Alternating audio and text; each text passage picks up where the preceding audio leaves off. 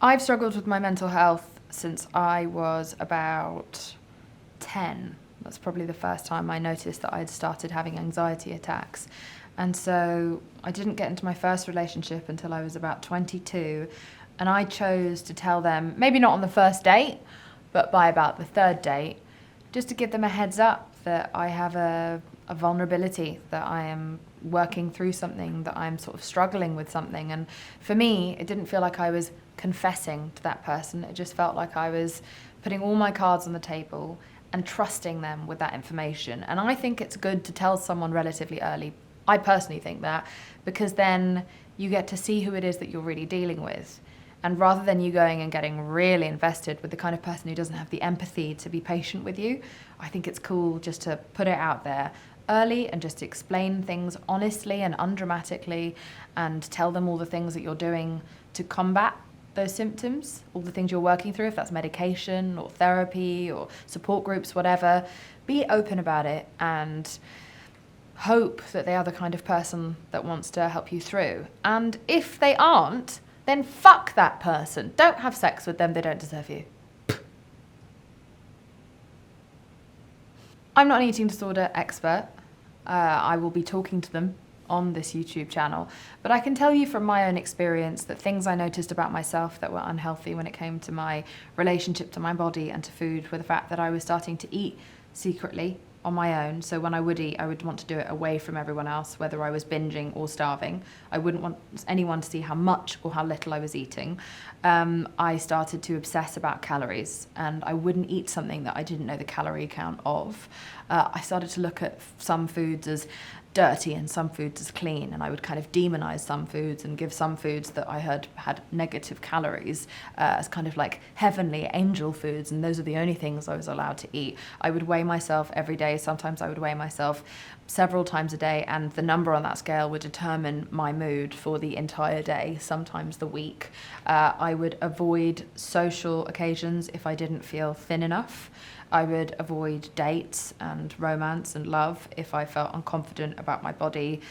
I would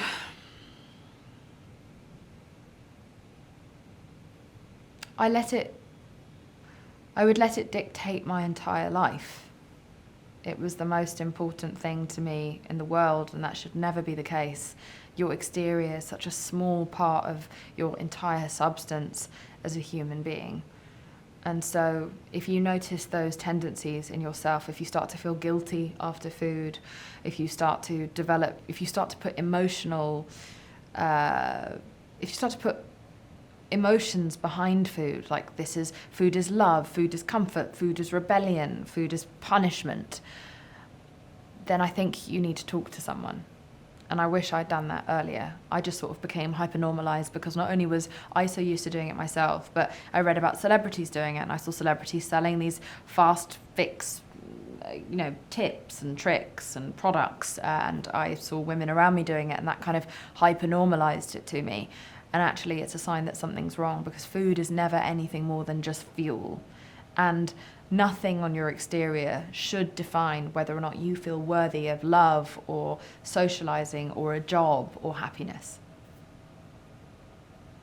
Weight stigma is damaging to physical and mental health because, well, when it comes to physical health, weight stigma can make you do drastic things to try to lose weight quickly.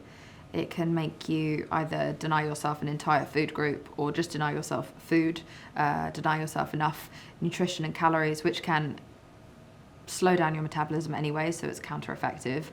It can make you take non-regulated products that you buy over the internet or in shops that aren't safe because you are so desperate to try and meet society's standards.